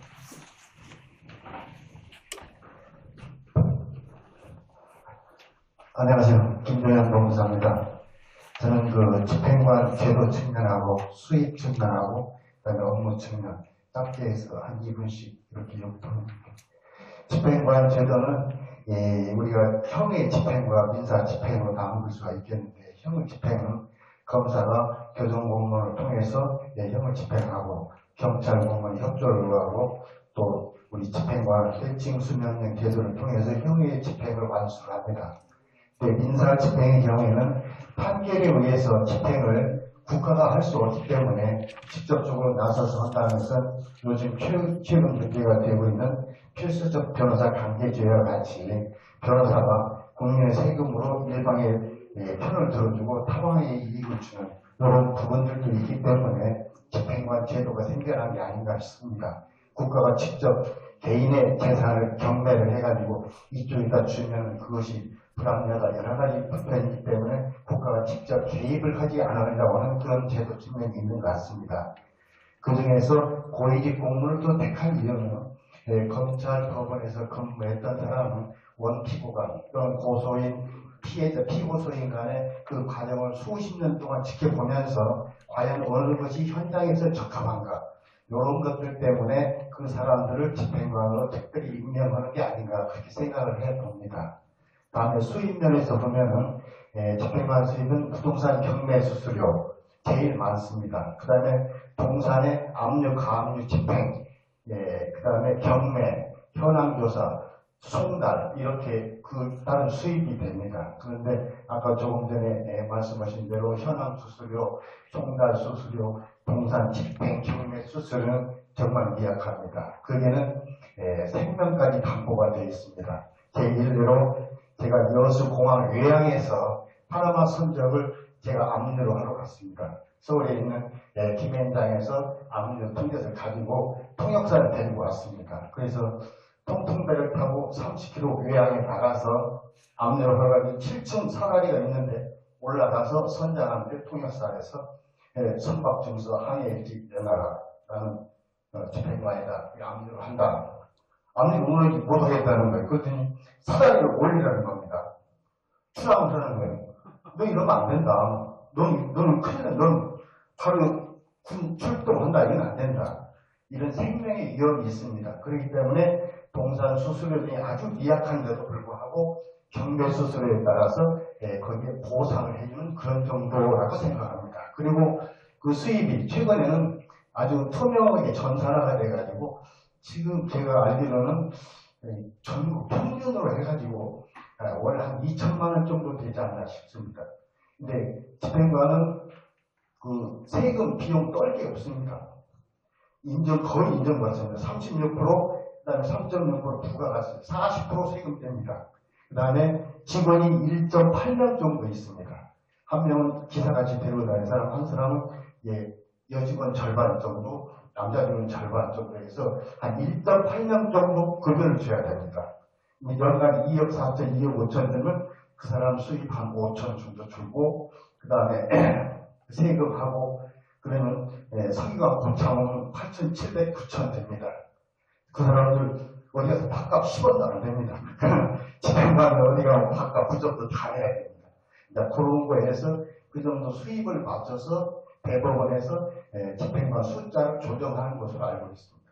아까 박기자 원정채 법무사님께서 집행관들이 너무 자의적으로 집행한다 그러시는데 사실 명도 집행하는데 제 기억에 그 당시에 집행 수수료가 30만 원으로 알고 있습니다. 30만 원.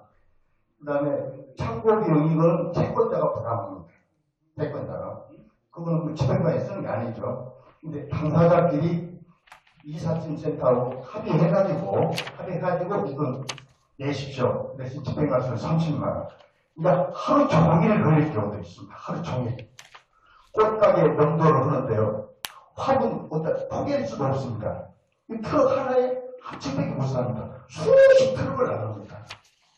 이 집행 비용 채권자가 부담하는 할 수가 없습니다. 집행관이 이익 앉을 수도 없고요. 그런 비용을 부담하게 됩니다. 왜냐면 조금만 더 축약해서 좀. 예, 그래서 이제 집행관 제도, 수입, 업무 이렇게 나눠서 말씀드렸는데 집행관 제도는 없을 수 없는 것이고 다만 채용 임용 방법에 있어서 아까 시험 제도로 한다든지 이런 거는 고려해 봐야 되겠지만 고도의 그동안에 전문적으로 일을 해왔던 현직에 있던 사람들이 신뢰도 가고 흐르지 않은가 저는 그렇게 생각합니다. 네.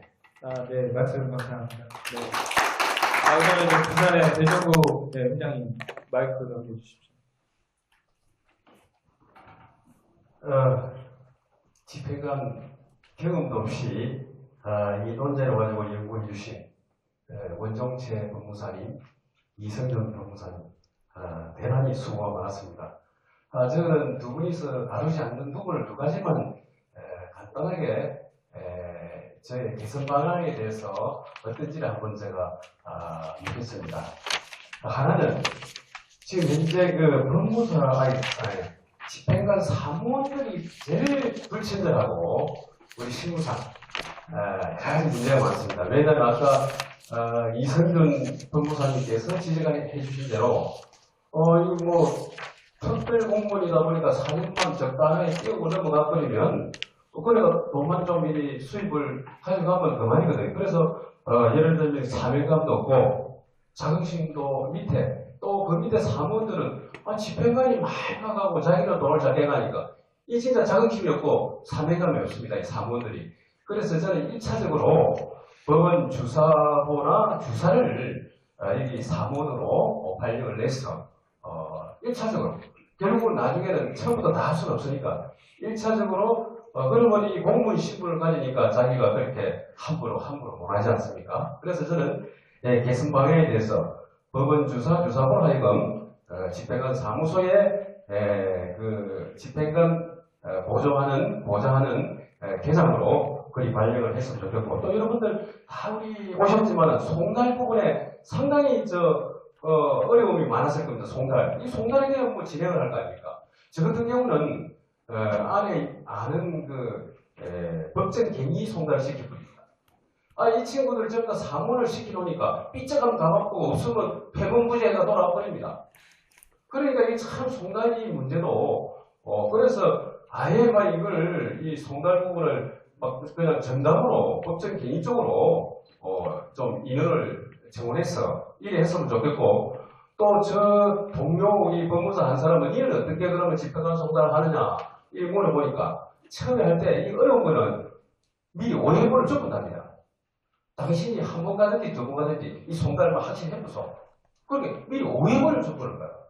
이래가지고 해결을 그러면 이 사람이 막 악착같이 가는 거라도 그거 가서 그래서 이렇게 자기한테 수입이 떨어지니까 이렇게 또 하는 또 일이 다 또 편법으로 일이 갑니다. 이 어려우니까. 그래서 저는 이 부분을 적어도 1차적으로 우리가 처음부터 다 그렇게 할 수는 없으니까 점진적으로 송달 관계도 법정 개의가 맡아서 했으면 좋겠고 또 지금 이 사무원들로 하여금 하니까 여러 가지 힘듭니다. 그래서 저 두 가지가 이렇게 1차적으로 좀 개선이 됐으면 하는데 우리 원정채 법무사님께서는 어떻게 생각하시는지 한번 말씀을 드리고 싶습니다.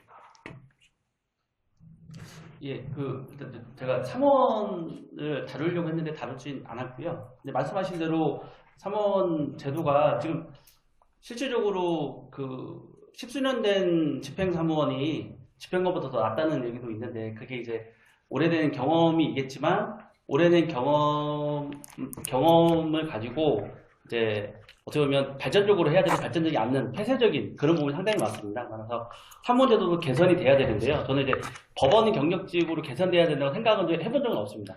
없는데 만약에 법원직으로 개선이 되게 되면 이제 제가 말씀드렸던 집행관 제도 자체를 시험을 추가해서 가자는 부분에서는 약간 상충되는 부분이 있긴 있는데요. 일단 임시적으로는 괜찮은 것 같습니다. 임시적으로는 괜찮은 것 같고요.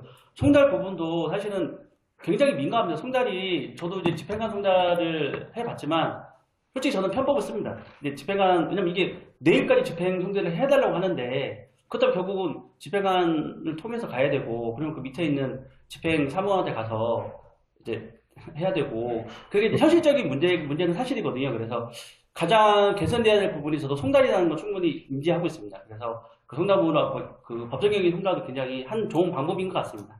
예. 하나만 제가 소개 하나 하겠습니다. 예. 이 원래 집행관도 송달이 관할이 있지 않습니까? 네네. 그런데 저 같은 경우는 급한 그런 송달, 관할 외의 송달은 법정쟁의로 해도 송달시키죠. 예, 그렇죠. 예, 예, 그럼 법정쟁의는 관할이 있기 때문에 없으니까. 예. 제가 한번 부산에서 경기도에 예. 이 법정쟁의 송달을 시킨 적이 있습니다. 예, 예. 오늘 하려고 하면 예. 관할 외에는 빨리 할 수 있는 그런 게 있습니다. 네, 이상입니다. 예. 네, 좋은 말씀 감사합니다. 일단 저희가 지금 시간이 예상보다 조금 이제 지연이 됐습니다. 우리 시험 출신 법무사님들 중에 혹시 토론자나 발표자에게 질문이 있으신 분 있으신가요? 네, 없으시면은, 예, 아까 저쪽에 질문, 네, 있으셨죠? 마이크 좀 보내주십시오.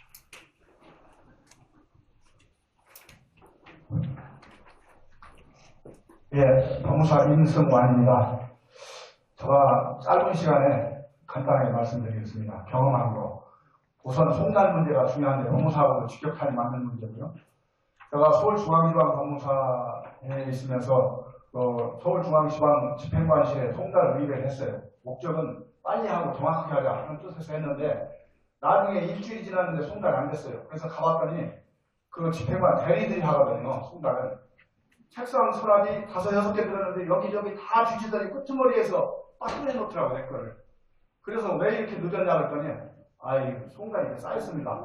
그래서 집행관들한테 얘기했더니 깜짝 놀래요. 이렇게 돌아가는 상황을 모르고 있어요.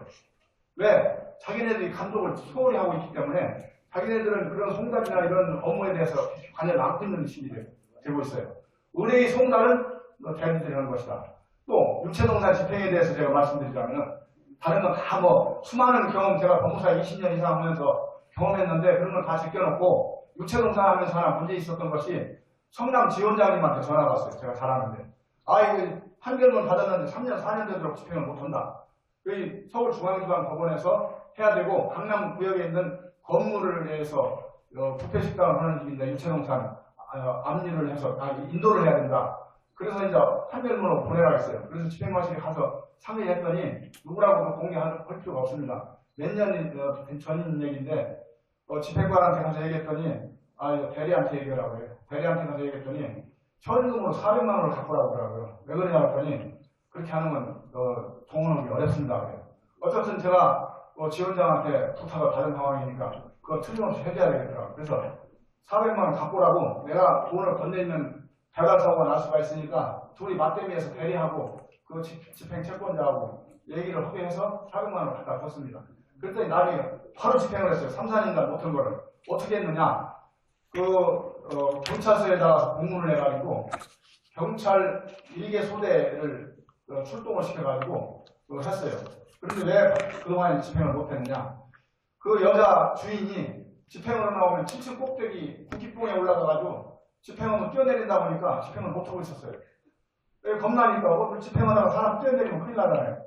그랬는데 일개 소대를 딱 와가지고 제압을 해가지고 집행을 하고 열쇠쟁이를 동원해가지고 딱 잠궈버리니까 집행이 단시간 내에 끝나버렸어요. 그러면 이 법원에 법원장들이 집행관에 대한 감독권이 있습니다. 개선 책임들이 수없이 얘기가 있는데 그런 건 다 필요 없습니다. 딱 원칙이 서 있어야 됩니다. 보편적인 타당성이 있어야 됩니다. 뭐냐? 첫째는 법원장들이 감독권이 소홀하고 있습니다.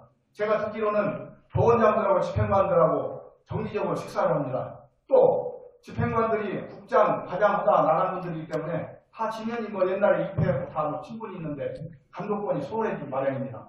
또 집행관들은 아까 전자에 예를 들은 것처럼 아예 송달은 집행관, 대리들이나 하는 것이지 나하고 관계없다. 요쯤으로 생각하고 있기 때문에 송달 보고서가, 송달 의뢰가 된 것이 대리당 뭐 몇십 건씩 쌓여있는데 찾아보라 보니까 한참 걸려서 찾을 정도로 모르고 있어요. 그러면 이게 무슨 문제가 있냐? 집행관들이 수입에는 신경을 쓰고 있는데 자기가 직접적으로 업무에는 관여를 않고 있는 식이 되고 있습니다. 그러면 원칙으로 돌아가자면 무슨 얘기냐? 법원장들은 집행관들을 감독을 철저히 해야 됩니다. 그렇게 되면 이게 투명성도 다 보장이 됩니다. 잘 자란 개선책들은 다 거의 의미가 없습니다. 집행관에 대해서 법원장들이 집행관에 대해서 철저한 감시 감독을 하고 수시로 문건 검증을 하고 하면 문제가 줄어듭니다. 예를 들어서 송달 업무가 의뢰가 들어오면 며칠만에 됐느냐? 보름 20일이라도 송달 않는 경우가 있어요. 그러면 당사자나 법무사들은 잘 될 걸로만 알고 있거든요. 모르니까. 그리고 이제 송달이 잘 안 돼서 얘가 의뢰하는 경우에 야간 송달을 해보면은 가가지고서 재미없으면은 폐원 무죄하고 그냥 보고서 나중에 주세요. 임성환 법사님, 마무리 발언. 네, 그래가지고 끝머리 가서 국면지책으로 20만 원인가 10만 원인가 갖다 줬더니 송달이 됐어요. 그러면 이게 무슨 얘기냐? 집행관실의 그 부정부패나 여러 가지 문제나 이런 것들은 법원장들이 감독권을 철저히 발동을 하고 또 집행관들이 자기 밑에 있는 대리나 이런 사람들에 대해서 일거수일투족을 예의주시하고 감시 감독을 하면 그런 문제가 생기지 않습니다. 이상입니다. 네, 감사합니다. 열띤 토론이 된 것 같습니다.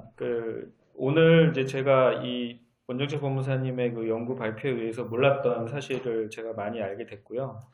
얼마 전에 제가 여기 집행관 출신 법무사님한테 집행관 4년 하시면서 한 5억 버셨어요? 이렇게 얘기했는데 제가 굉장히 현실을 모르는 말씀을 드렸다 이런 생각이 들고 우리 집행관 출신 법무사님들은 우리 법무사업계 발전을 위해서 한 1억씩 기부하셔도 되겠다 이런 생각을 가져봅니다. 주식이나 이런 데 투자해서 실패하신 분 말고요. 네. 저는 좀 그런데 그 발표와 토론을 들으면서 좀 그런 생각을 해봤습니다. 어차피 집행관 제도의 개선에 대해서 이제 대외적으로 어떤 압력에 의해서 이 제도 개선이 이루어질 수밖에 없는 그 절정으로 가고 있다면 우리 법무사들이, 물론 우리 법무사 중에 이제 집행관 출신들도 많이 계시고 또 본인이 혜택을 받았기 때문에 그 개선을 적극적으로 주장하기 힘든 분들도 있으시겠지만 어떤 국민의 시각에서 집행관 제도의 문제점을 우리 법무사들이 먼저 국민한테 밝히고 그 다음에 그 개선점들을 법무사들이 제시함으로 인해서 국민의 편익에 봉사하고 어떤 법무사의 어떤 이미지 개선에도 도움이 되는 어떤 그런 일을 지금 이제 해야 되는 타이밍이 아닌가. 어차피 이제 법원 내부 직원들은 이제 어떤 본인들의 이익을 위해서 지금 집행관제도 개선을 얘기하고 있다라는 측면이 좀 들거든요. 그래서 어떤 비용이 과다한 부분이라든가 이런 부분들, 그 다음에 이제 집행이 현실로 제대로 이루어지지 않고 있는 어떤 부조리들이나 이런 문제점에 대해서 사실은 국민을 대리해서 그 집행의 현장에 있는 법무사들이 국민의 시각에서 어떤 문제점을 밝히고 개선책을 제시함으로써 이게 꼭 우리 법무사의 이익도 물론 그 과정에서 같이 찾아야 되겠지만 어떤 법무사의 어떤 대국민 이미지 개선 작업으로도 우리가 추가적으로 연구하고 진행해야 될 부분이 아닌가 그런 생각을 한번 해봤습니다. 다른 추가적인 의견이 없으시면 네네 말씀하시죠.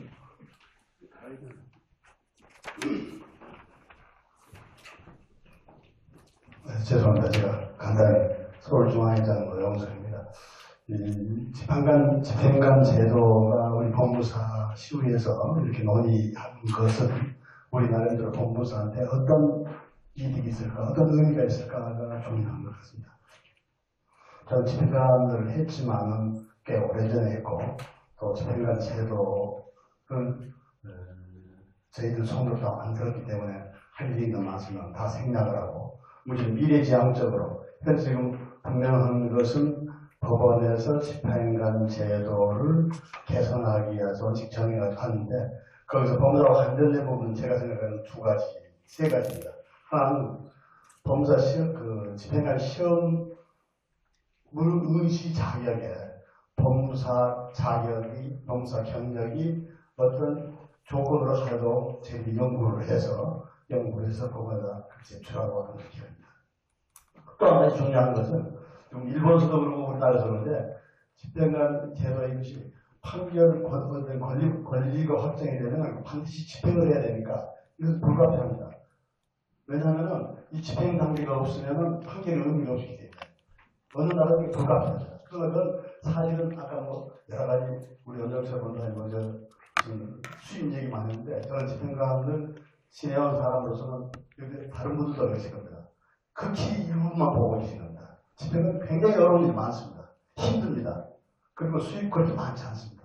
40% 떨어지고 직원 봉급 주고 자동차 뛰고 하고 하면 그렇게 생각보다 많지 않습니다. 우리는 수입만 생각하는데 그 실체는 잘 모릅니다. 그래서 무슨 얘기냐면 지금 우리 대법원에서 연구를 하면서 외주를 생각하고 있습니다. 일본은 그럽니다. 미국이 이게 그럽니다. 무슨 얘기냐면 어떤 국가에서 판결이 나면 그것을 어떤 단체가 집행을 외주를 주는 겁니다.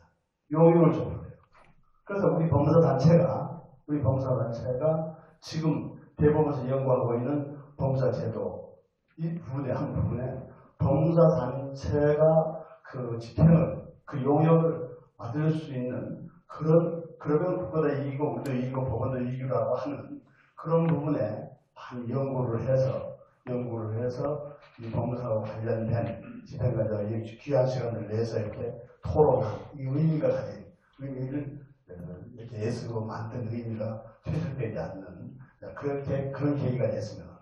그러니까 첫째 시험 자격, 두 번째 법무의 예주 영역 그리고 마지막으로 집행관들 제도가 국가에서 법원에서 가장 고민하고 있는 게 집행을 할 수 없는 판결 일이 생기기 때문에 대법원에서 가장 골치가 판사는 법적으로는 다 맞습니다. 다 법적으로 훌륭한 판결이 됩니다. 판결도 그 이론도. 근데 마지막 집행 단계는 집행을 못하는 부분이 점점점 늘어납니다. 그걸 내가 좀 고민을 하고 있습니다. 그래서 그 부분을 우리 검사들도 유능하신 특히 쉬운 유능도 많으니까 지금 우리 최동호 법무사님이 집행불능인 등기가 안 된 그 등기 수준이 있습니다. 그걸 연구 논문 발표해가지고 변호사회에서도 초청 많이 하는 강연을 많이 나갑니다. 변호사도 연구하는 없습니다. 그래서 우리 법무사들 시부에서 집행관제도를 일을 하면서 이 판결이 나도 집행을 못하는 집행이 불능된 집행할 수 없는 단순히 일을 붙이죠. 집행이 안 되면 아무 판결이 없잖아요. 이런 부분을 연구를 좀 해서 우리 직무 법무사 직역 학교나 이런 부분하고 연결시켰으면 그런 미래지향적인 세 가지 말씀드립니다. 감사합니다. 네, 감사합니다. 오늘 그 토론에서 미처 그 발표자가 생각하지 못했던 우리 경험이 많으신 선배 법무사님들에 의해서 또 새로운 아이디어가 나온 것 같습니다. 이런 것들을 잘 정리해서 저희 시의회가 추가적으로 연구하고 발표하고 실현될 수 있도록 더 노력하도록 하겠습니다. 마이크를 사회자에게 넘기겠습니다. 네, 장시간 토론 발제를 준비해 주시고 발제 지정 토론과 그다음에 질문과 다양한 의견을 주신 여러분들께 다시 한번 진심으로 감사의 박수를 드리기 바랍니다. 네, 아까 사회자님이 집행관님 출신 법무사님들한테 한 1억 이런 얘기를 하셨는데 현실성이 없고 제가 생각했을 때는 사회를 보시는 법무사님께서 한 10억을 버셔서 법무사 업계를 위해서 추천을 하시면 어떨까라는 생각을 잠시 해봤습니다. 매주 로또를 열심히 사고 있습니다. 네, 그리고 오늘 이런 토론에 금일봉을 전달해 주신 법무사님들이 계십니다. 신현기 전 경기 북부 지방회장님께서 금일공문 전달을 해주셨고요. 박진열, 강동길 전 시의회장님과 김우종 서울중앙지방법무사의 부회장님과 이남철 법무사님께서 금일봉을 주셨습니다. 주신 돈 소중하게 감사하게 잘 쓰겠습니다. 지금부터 10분 후에 굴일들을 보시고 제2주제, 이 제2주제를 위해서 여기까지 오신 분도 상당히 많은 걸로 알고 있습니다. 제2주제에 관해서 열띤 토론 벌여보도록 하겠습니다.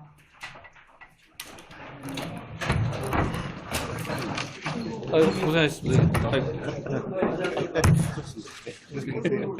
아니, 근데 잘했어. 별로 안 많은데 왜 어쨌든 있을 얘기를 안 해?